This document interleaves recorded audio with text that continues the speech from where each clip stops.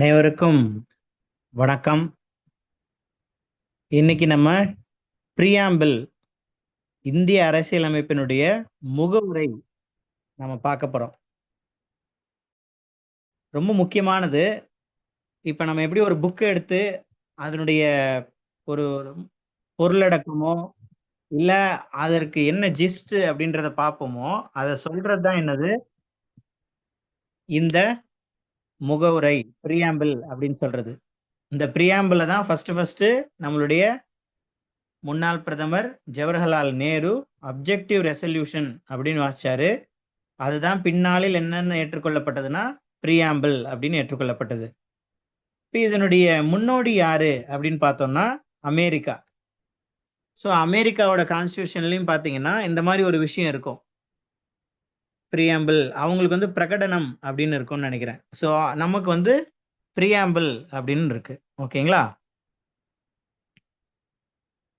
So இந்த கான்ஸ்டியூஷனை நம்ம ஒட்டுமொத்தமா தெரிஞ்சுக்கிறதுக்கு ரொம்ப உதவியா இருக்கிறது என்னன்னு பார்த்தீங்கன்னா இந்த பிரியாம்பிள்.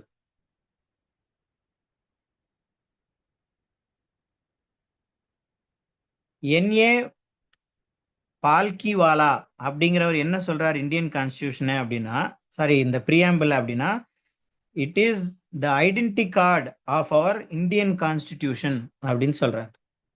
ஸோ இது ஒரு அடையாள அட்டை இந்த முகவுரை என்பது அப்படிங்கிறத என்ஏ பால்கிவாலா அப்படின்னு சொல்றார். ஓகேங்களா? இது கொஸ்டினாவே வந்திருக்கு, நல்லா புரிஞ்சுக்கோங்க. ஓகேங்களா? 42வது அரசியலமைப்பு திருத்த சட்டம் 1976 வரப்போ இந்த இந்தியன் கான்ஸ்டிடியூஷனுடைய முகவுரையில மொத்தம் 3 வார்த்தைகள் சேர்க்கப்படுது. Socialist, secular, integrity. ஸோ இந்த 3 வார்த்தைகளும் இணைக்கப்படுது. Social, secular, integrity. ஓகேங்களா?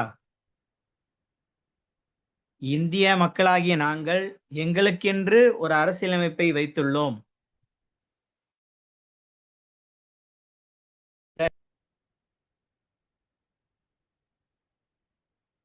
அதே மாதிரி ஈக்குவாலிட்டி, செக்யூலர், இந்த மாதிரியான பல விஷயங்களை நாங்க எங்களுடைய கான்ஸ்டிடியூஷன்ல கொண்டிருக்கிறோம் அப்படின்னு நம்ம உலக நாடுகளுக்கு சொல்றோம்.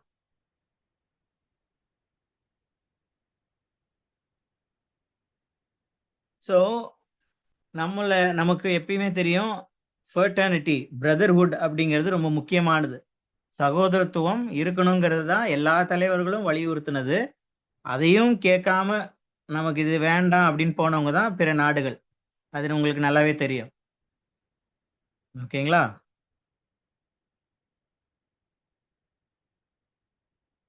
இந்தியாவை பொறுத்த வரைக்கும் பவர் அப்படிங்கிறது மக்கள் கையில தான் இருக்கு. ஸோ மக்கள் யாரை நினைக்கிறாங்களோ அவங்க தான் வெற்றி பெற முடியும். மக்கள் நினைக்கலைன்னா அவங்க வெற்றி பெற முடியாது. அதற்கு எல்லா தேர்தல்களும் ஒரு உதாரணம். ஓகேங்களா? அவங்க நினைச்சாங்கன்னா வின் பண்ணலாம், அவங்க நினைச்சிட்டாங்கன்னா தோத்துடலாம். அது வந்து பழிவாங்கும் நடவடிக்கையாகவும் இருக்கலாம், இல்ல இவர் போதும் இன்னொருத்தருக்கு வாய்ப்பு கொடுப்போம் வழி விடுவோம் அப்படிங்கிற நோக்கமும் இருக்கலாம். ஸோ எது வேணாலும் இருக்கலாம்.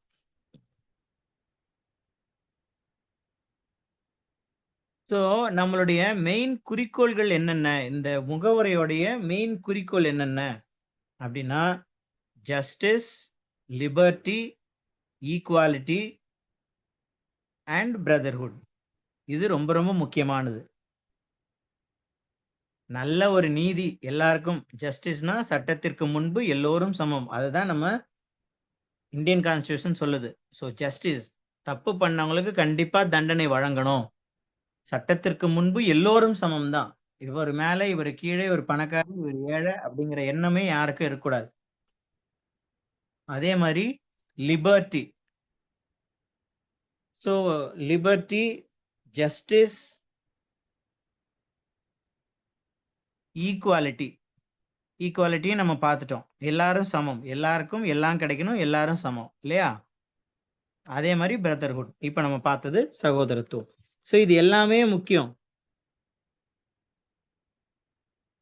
நம்மளுடைய இந்தியன் கான்ஸ்டிடியூஷன் 1949 நவம்பர் 26ஆம் தேதி ஏற்கப்பட்டது.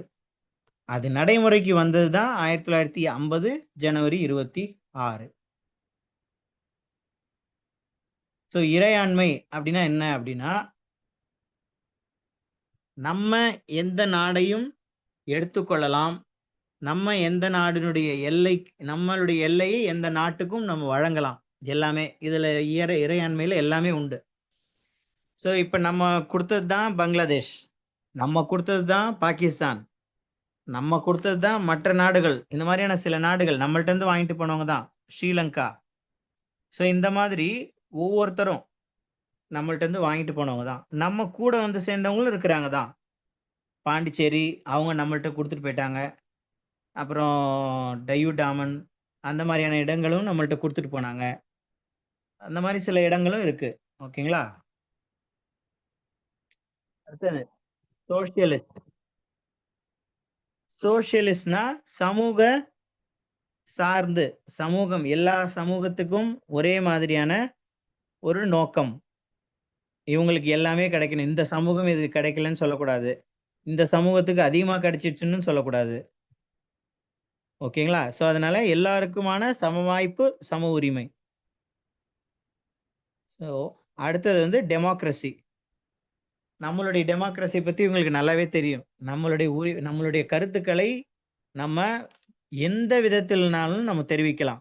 எழுதலாம், பேசலாம், பாடலாம், எது வேணாலும் செய்யலாம். அது வந்து ஒரு சில அரசுகளால் அது வந்து என்ன சொல்றது? ஏற்றுக்கொள்ள முடியாம சில வழக்குகள் போடுவாங்களே தவிர, பட் அதெல்லாம் நம்மளுடைய உரிமை. இந்த அரசு எனக்கு பிடிக்கல அப்படின்னா, அவங்களுக்கு எதிரா நம்ம எழுதலாம், பேசலாம், பாடலாம், என்ன வேணாலும் செய்யலாம். அவதூறு செய்யற மாதிரி நம்ம எதுவும் தவறுதலா ஒரு என்ன சொல்றது? பாதுகாப்புக்கோ, அமைதிக்கோ எந்த ஒரு பிரச்சனையும் வந்தா தான் நம்ம அதுல வந்து தவறு செய்றோம்னு அர்த்தம்.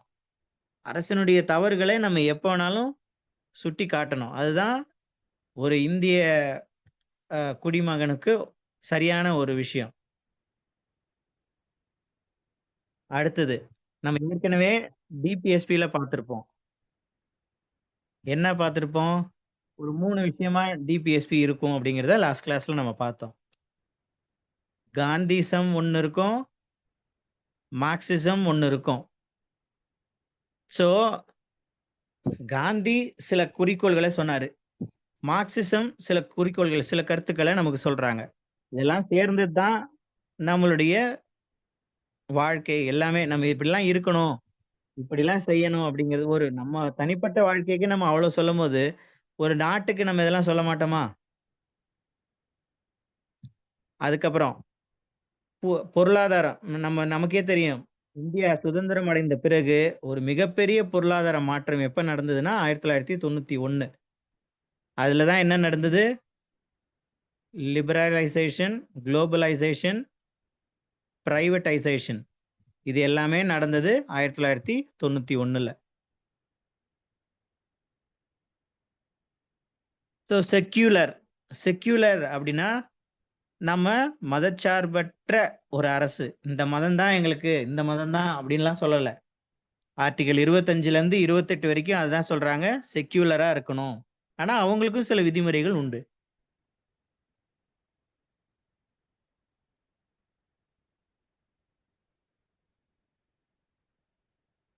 அடுத்தது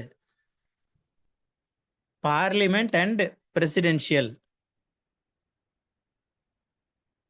பார்லிமென்ட் அண்ட் பிரசிடென்ஷியல் அப்படின்னா, நம்ம ஃபாலோ பண்றது பார்லிமென்ட் தான். பிரசிடென்ஷியல் ரூல்னா, அது அமெரிக்கா ஃபாலோ பண்றது. எப்ப நெனச்சாலும் நான் இதுதான் சட்டமா போடுவேன். இவங்கலாம் இந்தியர்கள்லாம் வெளியில போணும்னா, இந்தியர்கள்லாம் வெளில போய் தான் ஆகணும் அப்படிங்கிறது ஒரு ரூல். அதே மாரி டிரான்ஸ்ஜெண்டருக்கு நானு வந்து அனுமதி குடுக்க மாட்டேன் அப்படின்னாலும், அது பிரசிடென்ஷியல் ரூல். ஆனா இதே நம்ம பார்லிமென்ட் ரூல்ல டெமோக்ரசி கண்ட்ரில நம்ம அப்படி சொல்ல முடியாது. எல்லாருக்கும் சம உரிமை. ஆல் ஆர் ஈக்குவல் அப்படின்றது தான் நம்ம. ஓகேங்களா? அதனால அது வல்லரசு நாடா இருந்தாலும் அது புரோஜனம் இல்ல தான். ஒரு டிரான்ஸ்ஜெண்டர் அப்படிங்கிறது வந்து அவர்களாக உருவாவதில்ல இல்லையா? அது வந்து தானாக உருவாகுவது தான். அத வேணான்னு சொல்றது வந்து எந்த விதத்துல சரின்னு தெரியல. எல்லாரையுமே ஈக்குவலா பார்க்கணும். அதுதான் சமூகம். ஸோ அதுதான் சொல்றாரு பாருங்க.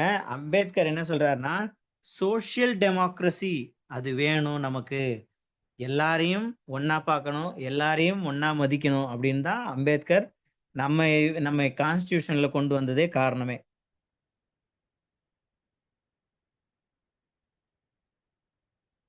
சுப்ரீம் கோர்ட் 1997ல என்ன சொல்றாங்க அப்படின்னா, நம்ம நாட்டுல லிபர்ட்டி, ஈக்குவாலிட்டி அண்ட் ஃபர்டர்னிட்டி கண்டிப்பா இருக்கணும் அப்படிங்கறத சுப்ரீம் கோர்ட் 1997ல சொல்றாங்க. ஸோ நம்மளோடது வந்து ரிப்பப்ளிக் கண்ட்ரி. நம்ம தான் நம்மளுடைய தலைவரை நம்ம தான் சூஸ் பண்ணிக்கிறோம். அதனால அது ரிப்பப்ளிக் கண்ட்ரி. நம்மளுடைய அரசாங்கங்கள்லாம் என்ன பண்ணுவோம்?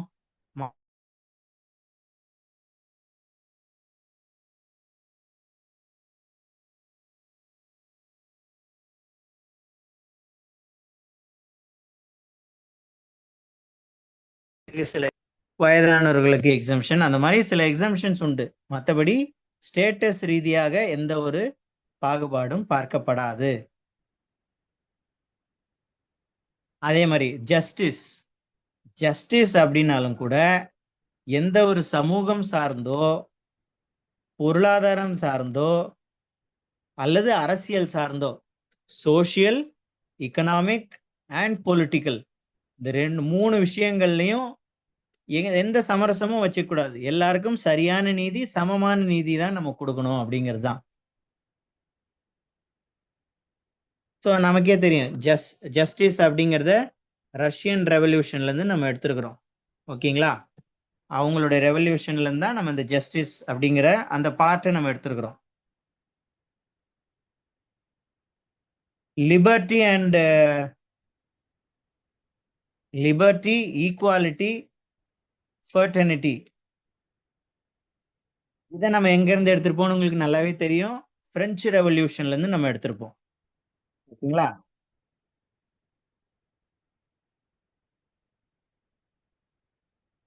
சரி, இப்ப ஈக்குவாலிட்டி அப்படிங்கிறத பார்ப்போம். ஈக்குவாலிட்டிங்கிறத ஆர்டிகல் 14 சொல்றது. Equality before law. அது நம்ம அரசு நல்லாவே பின்பற்றுது. அது ஓகே தான். ஓகேங்களா? ஆர்டிகல் 15, 16. ஆர்டிகல் 15, 16 என்ன சொல்லுது? அதாவது ஜெண்டர் ரீதியாகவும் சரி, மத ரீதியாகவும் சரி, சாதி ரீதியாகவும் சரி, எந்த ஒரு பாகுபாடும் பார்க்கக்கூடாதுன்னு இங்க நம்மளுடைய ஆர்டிகல் சொல்லுது. எதுல? எம்ப்ளாய்மெண்ட்லயும் சரி, பொதுவாகவும் சரி. ஓகேங்களா? ஸோ இதுல தான் நான் என்ன சொல்றேன்னா, இந்த நம்ம டிஃப்ரெண்ட் லேபிள்டு அப்படிங்கிறத அவங்க மென்ஷன் பண்ண மறந்துட்டாங்க. அதனால தான் எல்லாருக்குமே ஒரு பிரச்சனை இருக்கு. இப்ப நமக்கு ஒரு இடத்துல போறோம், வேலை இல்லப்பா, எனக்கு வேலை இல்ல அப்படின்னா, நீ எப்படிப்பா வேலை செய்வ அப்படின்னு கேக்குறாங்க. அப்ப நம்ம இது எங்க உரிமைங்க, இது 2016 சட்டத்துல சொல்லுதுங்க அப்படின்னு நம்ம சொல்றோம் இல்லையா? அப்போ ஏன் இந்த அரசியலமைப்பிலே இது இருந்திருந்தா, நம்மளுடைய இந்திய அரசே இதை வந்து ஒரு ஒரு முன்னெடுப்பா எடுத்திருக்கணும் இல்லையா? அப்ப டிஃப்ரெண்ட் லேபிள்டு அப்படிங்கிற வார்த்தை நம்மளுடைய இந்தியன் கான்ஸ்டிடியூஷன்ல இடம்பெறணும். அது அப்ப இடம்பெறல அப்படிங்கிறது ஒரு ஒரு மிகப்பெரிய கொஸ்டின். இப்ப இருக்கக்கூடிய அல்லது சட்டமன்ற உறுப்பினர்களோ யாராவது நிச்சயமாக அரசுக்கு இதை ஒரு அறிவுறுத்தணும். இந்த வார்த்தை நிச்சயமா இடம்பெறணும். அப்பதான் வந்து ஒரு நல்ல நல்ல முன்னெடுப்புகள் நடக்கும். அதனாலதான் நமக்கு பல இடங்கள்ல வாய்ப்புகள் மறுக்கப்படுது. ஓகே.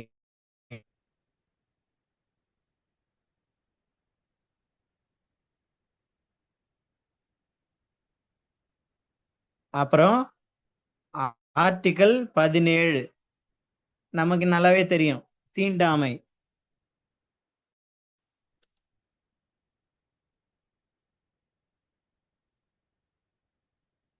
அன்டச்சபிலிட்டி. ஸோ தீண்டாமை நமக்கே தெரியும், புக்ல எல்லாம் நமக்கு போட்டிருப்பாங்க. தீண்டாமை என்பது என்னென்னலாம் ஒரு 3 வரி போட்டிருப்பாங்க இல்லையா? அதெல்லாம் இந்த ஆர்டிகல் 17 தான் சொல்லுது. ஓகேங்களா? இதெல்லாம் தான் ஈக்குவாலிட்டி அப்படிங்கிறதுக்கு இதெல்லாம் தான் ஒரு உதாரணம் அப்படின்னு நம்ம இங்க எடுத்து காட்டுறோம். அடுத்தது ஆர்டிகல் 18 அபாலிஷன் ஆஃப் டைட்டில்ஸ். தலைப்புகளை எல்லாரும் ஒழிக்கணும். அதாவது ஜமீன்தார், அதே மாதிரி ஒரு சில அதை நைட்ஹுட் அந்த மாதிரிலாம் சொல்றாங்க. இப்ப நைட் பட்டத்தை துறந்தார் அப்படின்லாம் சொல்றாங்க. அதே மாதிரி பாரத் ரத்னா அப்படிங்கிறதையோ பத்மஸ்ரீ அப்படிங்கிறதையோ அவங்க அதை சொல்லக்கூடாது. அவங்க அதை வந்து இப்ப நான் பாரத் ரத்னா அவார்டு வின் பண்ணியிருக்கேன்னு சொல்லக்கூடாது. அவங்கள வந்து ஒருத்தவங்க சொல்லலாம், கூப்பிடலாமே தவிர அவங்களா எங்கேயும் சொல்லக்கூடாது. சரிங்களா? இதெல்லாம் தான் டைட்டில்ஸ் பத்தினது.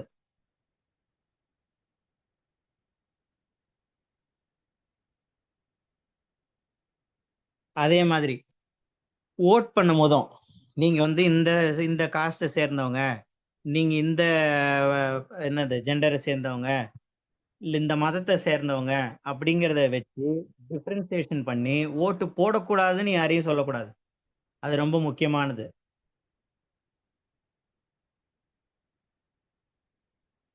18 வயசுக்கு மேல உள்ள எல்லாரும் கண்டிப்பா ஓட்டு போடலாம். அது ஆர்டிகல் 326 படி. 325 படி என்னது? யாரும் ஓட்டு போடக்கூடாதுன்னு சொல்லக்கூடாது. இந்த டிஃபரன்சியேஷன் வச்சு. அப்ப நம்ம என்ன செய்யணும்? டிஃபரெண்ட் லேபிள்டு இங்க நமக்கு ஓகே தான். எல்லாமே நமக்கான விஷயங்கள பண்றாங்கன்னு வச்சுக்கங்களேன். அக்சஸபிளா இருக்கணும்லாம் பண்றாங்க. பட் என்ன பொறுத்தவரைக்கும் எங்கெல்லாம் ஈக்குவாலிட்டின்னு சொல்றாங்களோ, அங்கெல்லாம் டிஃபரெண்ட் லேபிள்டு மாற்றுத்திறனாளிகள் அப்படிங்கிற வார்த்தையும் இணைக்கப்படணும் அப்படிங்கிறது என்னுடைய என்ன சொல் ஒரு ஒரு ஒரு ஆர்வம். அடுத்தது இப்ப நமக்கு டிபிஎஸ்பி இருக்கு இல்லையா? இப்ப நமக்கு டிபிஎஸ்பி இருக்கு.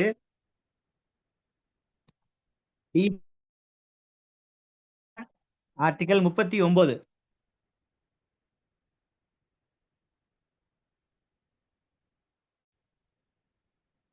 யூபிஎஸ்பி ஆர்டிகல் 39. அதுல ஆண்களும் பெண்களும் சமம். எதுலயும் இவங்க குறைந்தவர்கள் இல்ல, இவங்க வந்து அதிகமானவர்கள். இப்ப ஆண்களுக்கே எல்லா உரிமையும் கொடுக்கணும் அப்படின்னு கிடையாது. பெண்களுக்கு எல்லாம் கொடுக்கணும்னு இது கிடையாது. எல்லாரையும் ஈக்குவலா மதிக்கணும் அப்படிங்கிறது தான். அடுத்தது ஃபெர்டர்னிட்டி.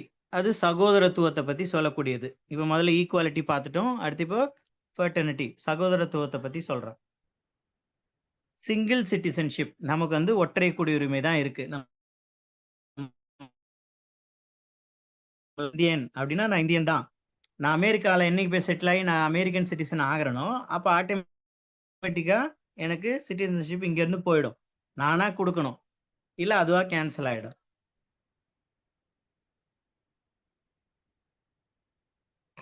அடுத்தது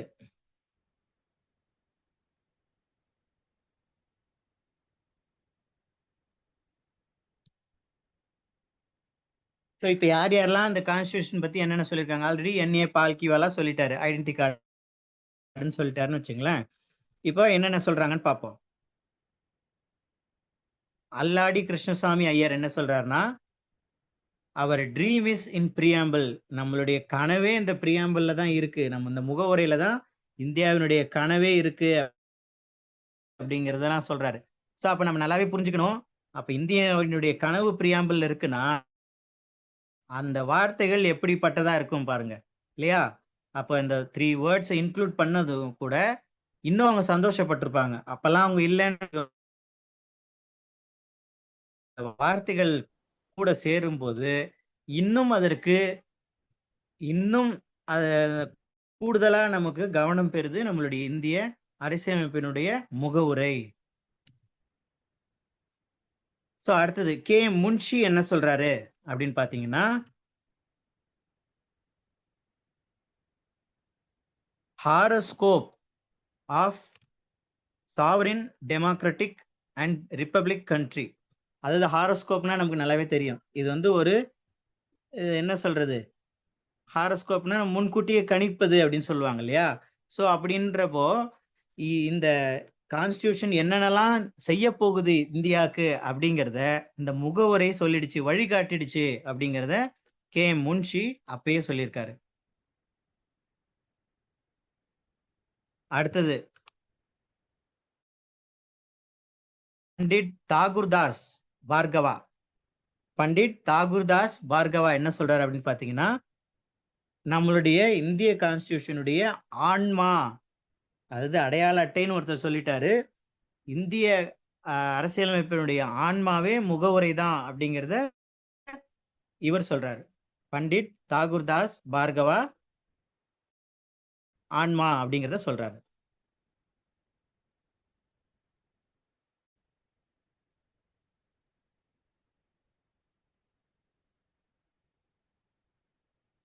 சார் ஏர்னஸ்ட் பார்கா அவர் என்ன சொல்றாருன்னா, இது வந்து ஒரு key note to the constitution.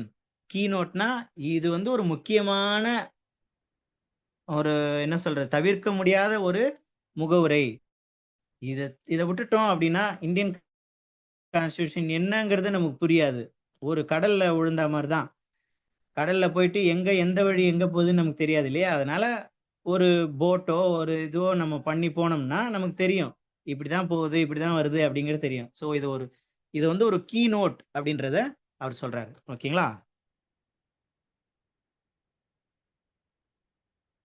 So இதே